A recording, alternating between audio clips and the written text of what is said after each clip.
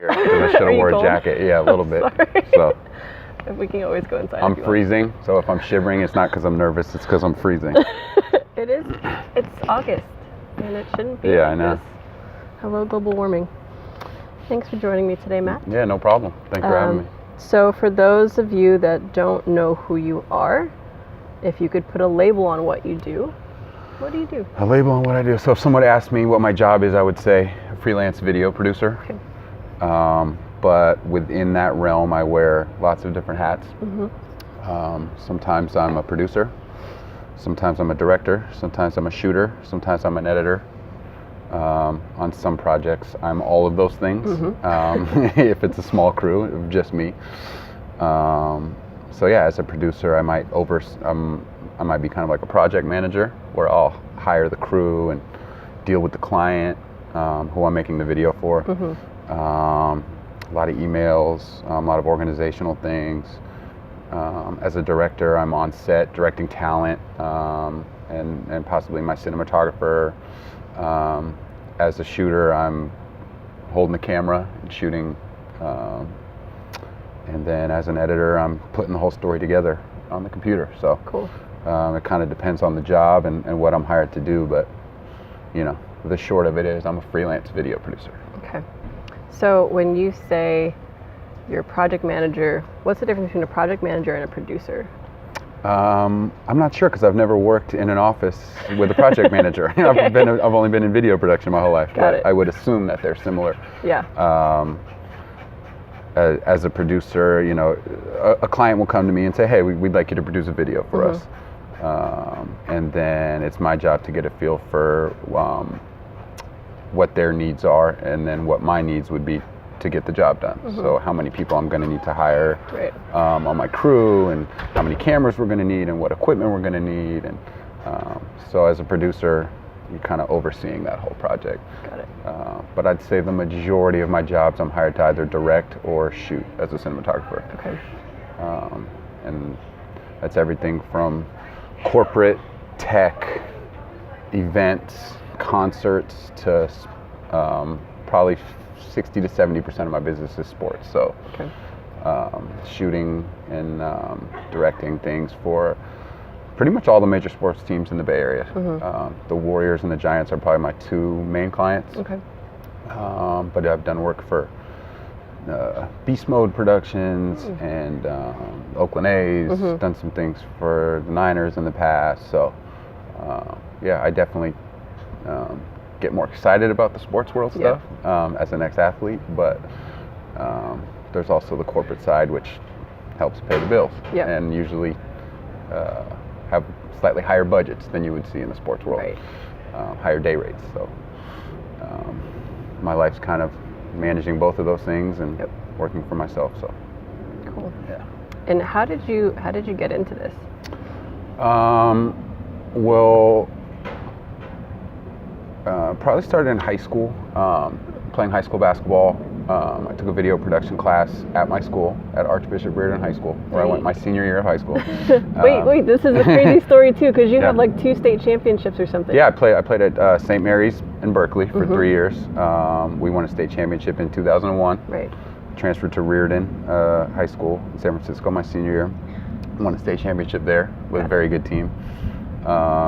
And we had a video production class, and I started editing highlights for myself and my teammates to send off to colleges. Oh, cool. And back then it was, you know, VHS tapes that you sent in packages. There was no, that's how old I am, I guess. And kind of got the bug. I was just like, loved editing sports highlights to music. It was awesome because at that point, that's all I knew how to do. But kind of planted the seed where when I started to realize that the NBA wasn't going to happen for a 6-foot slow white kid. But who had a pretty nice J, from what I remember. Maybe good handles. Good jumper. Good jumper. Yeah. Yep. Led the league in 3-point shooting. That's right. Yeah. Crazy that I remember these things. That's great. Yeah, me and Leilani used to coach basketball camps for the Warriors back in the day. Shout out Jeff Adiego. Shouts out probably to Jeff why Adiego. I'm remembering all these stats from your intros. But yeah, it just kind of planted the seed that that's something that I could see myself doing when basketball ran out. And when I was done playing ball at junior college, I decided to go to UC Santa Cruz and study film and digital media. And at that time it was, you tell someone you're studying film in 2006 before YouTube and Facebook, when those things were just starting to come out. Yeah. And they kind of look at you like, oh, good luck. Right. You're going to be moving to LA, and you're going to be a waiter, and you're going to be writing screenplays, and you're not going to make any money for the first 10 years of your career. Right. And then as soon as I graduated, YouTube, Facebook, all sorts of social media, everyone needed a video. It was like, and all the people that were laughing at me were working in offices as interns from 9 to 5, and I'm out making, music videos. So Right. Look at me now. so it was the perfect time to get into video production. Yeah. And now, I mean, as you know, there's so many platforms for video, and everybody needs a video, whether it's their small business, their corporation, their sports team. There's so many stories to tell, and the technology to do it is affordable. So everyone's got a camera, everyone's got the ability to edit some videos. Now, that definitely isn't necessarily a positive thing, because you see a lot of crap out there just go on your Instagram feed. But the good thing is the people who are good at it, you can kind of see that separation. And, there's a lot of people who need videos, and it's a good way to make a living, especially in the Bay Area. You don't have to go to LA anymore and try to be be a small fish in a big pond. You can be a big fish in a small pond in the Bay Area. And it's a good way to make a living. Yeah. So how did you get, getting in with the Warriors, the Giants, like how do you get those clients? It goes back to the relationships I made as a basketball player. So like we talked about coaching basketball camps for the Warriors through Jeff Adiego, meeting some people and Jeff introducing me to people and making connections in the organization. And then when I graduate film school, going back and saying, hey, I'm a video producer now. I'd love to get in any way I can. Started making basketball camp videos for Jeff, and then showing other people in the organization, the quality of work, and then them saying, oh, cool, maybe you can start shooting some stuff for our TV show, and So, I think as an athlete, you may not, the chances are is you're not going to go pro in whatever you do. But the connections you make as an athlete are so important, because when you do figure out what you want to do, you can use those connections to get back into the sports world. Right. Like if I hadn't played basketball, I probably wouldn't have these connections and wouldn't have all these sports teams on my client list. So, the 20 years I spent doing nothing but playing basketball, didn't result in me going to the NBA, obviously, but it wasn't a waste of time. Like the connections I made and have led to where I am today. So So I had a question for you within that, and it's like right there. What is the question? I'll come back to it. Okay. This is why you need editing. I know. You can chop out these. But this is what makes it great. People know that I'm not perfect. That's true. Basketball wasn't a waste of time. So the question that I have is, these professional teams also have their own video departments. Yes. Why do they hire you? Because there's so much work to be done that they can't possibly do it all in-house. Got it. And not to toot my own horn, but I do good work. So they know that if they hire me, it'll be done right and done correctly. And they might have a video that needs a large crew, and they just don't have time to do it. Their shooters are covering other things within the organization, and they've got a commercial or something that they need done, and they say, hey Matt, can you take on this project on your own and hire your own crew and handle it, and then just kind of drop it off, or they might hire me just to go off and shoot an event and hand over the footage, and then they deal with the editing. It kind of depends on the project, but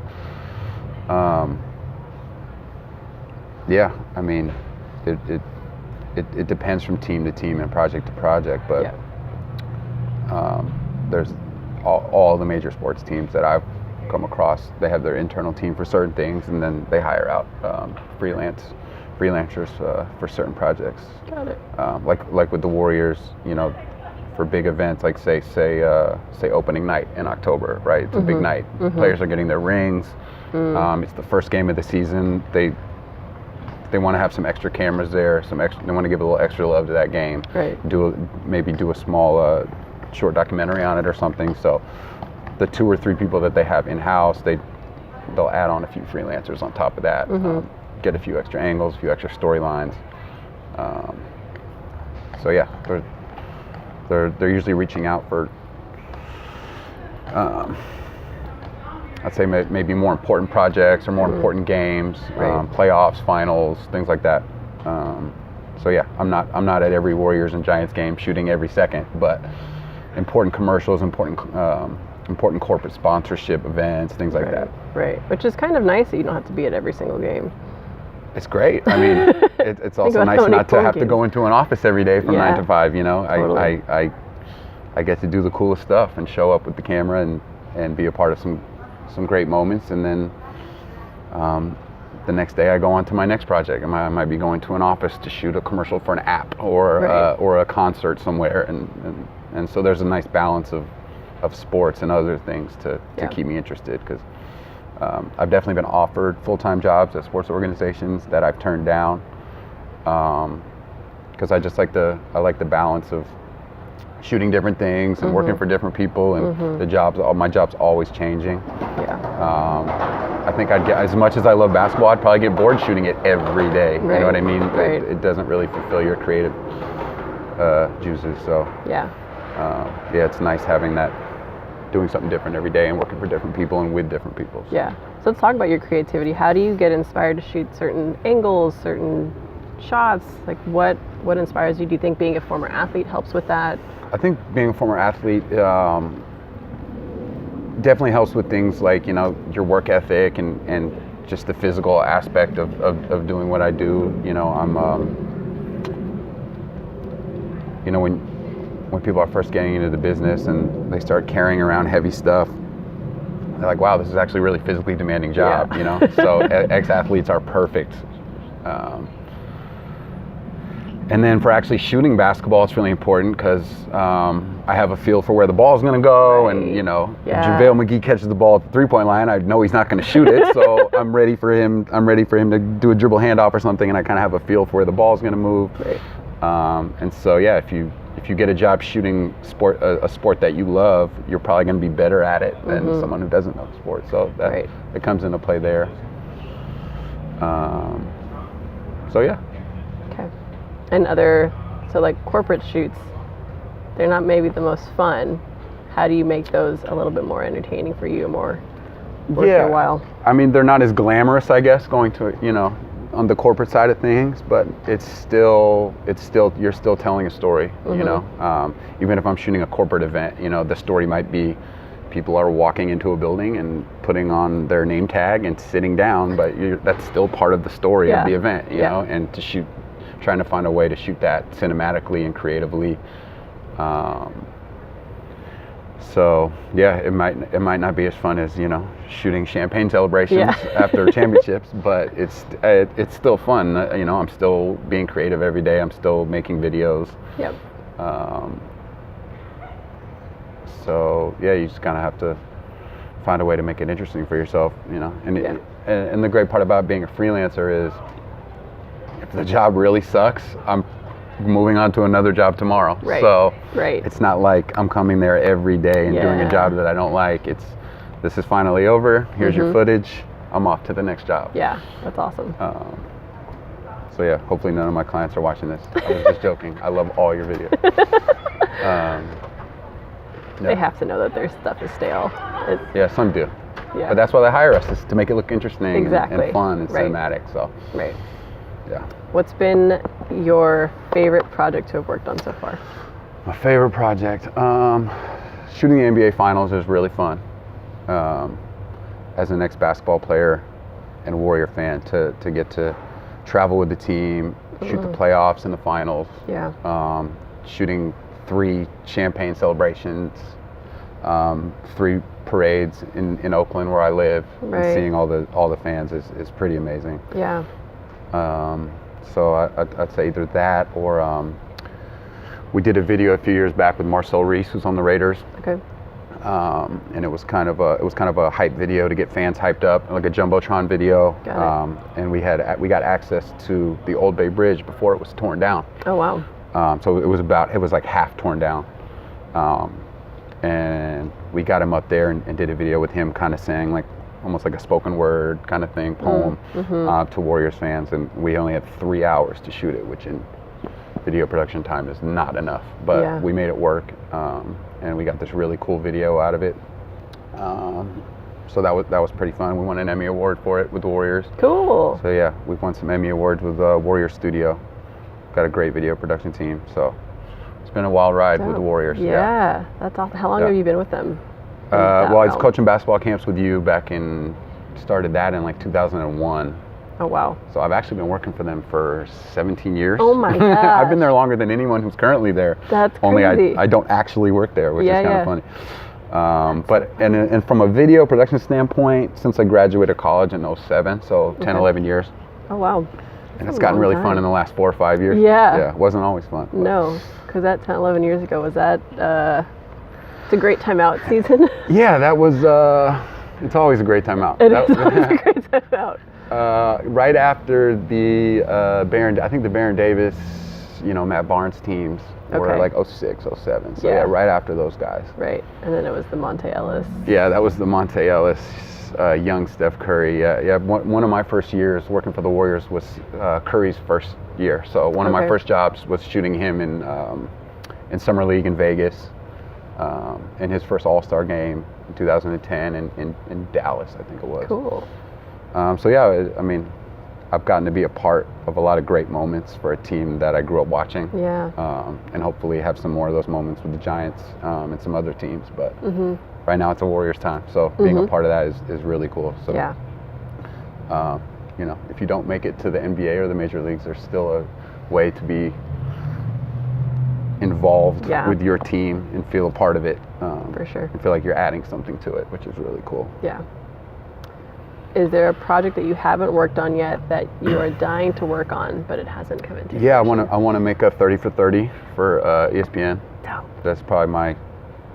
I've got some ideas and some treatments. I just got to find the right people to make it happen. Yeah. Hopefully, Bill Simmons sees this. Actually, I don't know if Bill still does 30 for 30s, but he started them anyway. But yeah, I think a feature-length sports documentary, because a lot of the work I do is documentary work that might be packaged into a 30-minute television show or short web documentaries. Most of the world I live in is 2-minute documentary spots. It's either for social media, YouTube, websites, and we're constantly telling stories within 2 minutes because that's what people's attention spans can handle these days, unfortunately. But getting to work on something in depth that's longer form, like a 30 for 30 or some of the work HBO does, would be great. So that's kind of the end goal. So if anybody is related to 30 for 30 or HBO, call me. Holler at Matt. Yeah. Is there anything that you won't work on? Anything I won't work on? I don't do weddings. I have friends who do a really great job, but I just don't enjoy doing them. Yep.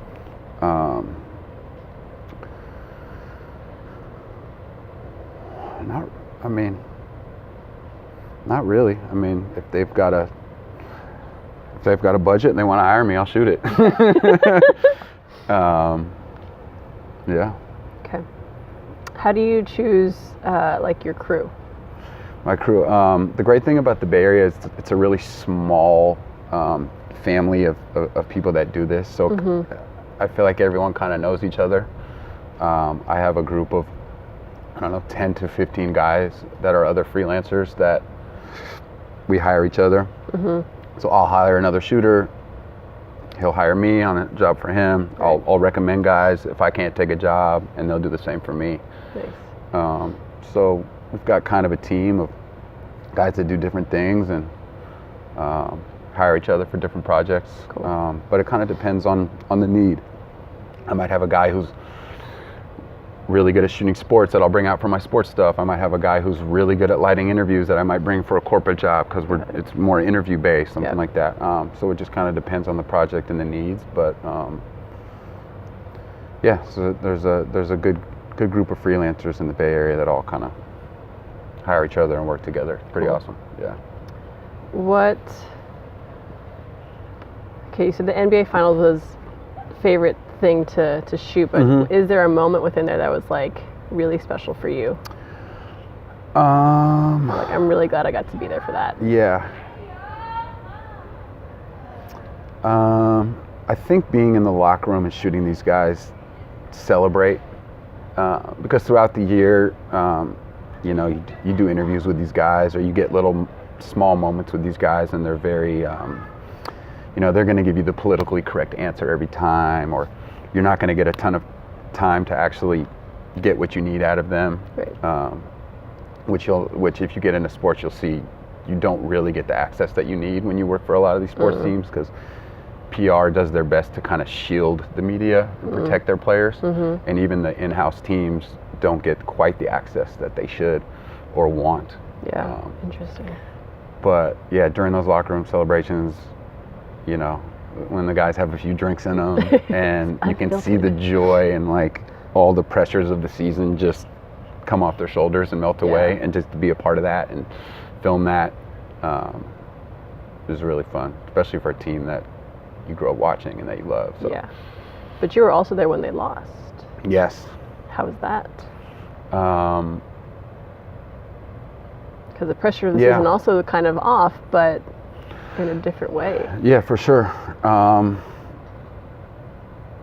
That was so weird. It was like the Warriors had gotten to a point where you just think we can't lose, you know, and we're up 3-1 in that finals, and then that was a crazy run. And then Draymond punches LeBron in the balls, and it all goes downhill from there. And they ended up losing out of nowhere, and but you know, it's part of the story. It's like it's our job is to tell the story. So the good and the bad. Yep. So yeah, it wasn't as bad for me as it was for the, you know, players on the team, but sure. Yeah. Any advice for people that are looking to break into the sports industry? Advice for people trying to break into the sports industry. For me, it was just using the connections I had as a player with the people at the Warriors. But I think from a video standpoint, I think it's just a matter of going out. And, you know, if you want to be a shooter, go out and shoot sports, whether it's high school sports or college sports or whatever it is. Just go out there and start working and build up your reel so that you have things to show people. Right. If you want to make documentaries, you know, professional sports teams aren't going to be knocking down your door to pay you to make documentaries about them. So you have to go out and actually figure out how to do it. That might be, maybe you make a documentary about your little brother's middle school team or something, you know. Just learn how to tell a story with a camera, get that experience, build up that reel. Then you can start approaching people and say, hey, this is what I know how to do this now. Yep. Use what you have. You know, maybe you've got a friend who's got a really good rock band, you know, tell their story. Yeah. Just go out and start working. And then, you know, when you first start, it's a matter of getting on a lot of sets as a production assistant. You know, PAs are like the interns of the video production world. So start annoying people like me about, hey, I need to be on set. I want to be a production assistant. You know, carrying tripods and carrying lights and, you know, getting lunch, stuff like that, just so you can get on set and see how it works. Because you might get on set and see how it works and say, this is not for me. I don't want to do this. But just get yourself on a few film sets as a production assistant and see what it's all about. And if you like telling stories and you like being creative and you like working for yourself, it's a great way to make a living. You know, I work when I want to work, make my own schedule, set your own rates. Set my own rates. You know, it's a lot of fun. It's a great way to make a living. Cool. All right. I think that's it. Sounds Is good. there anything else that you want to share? I don't think so. I think that's it. mean, I got nothing else for you. Dive into like Oakland in general, but that doesn't need to Yeah, be talked that's a about today. separate podcast, I think. Cool. Thanks for joining us. I'll put in the description stuff below. Contact you if they have any questions or if they want to work with you. Yeah, I'll give you my website. That's got all my contact info and Cool. my work. So. It's mattstraus.com. Yep, just my name. Dope. Cool. Thanks, Thank you. Matt. Oh, she left me hanging. Oh, Don't leave me hanging on in front of everybody. peace.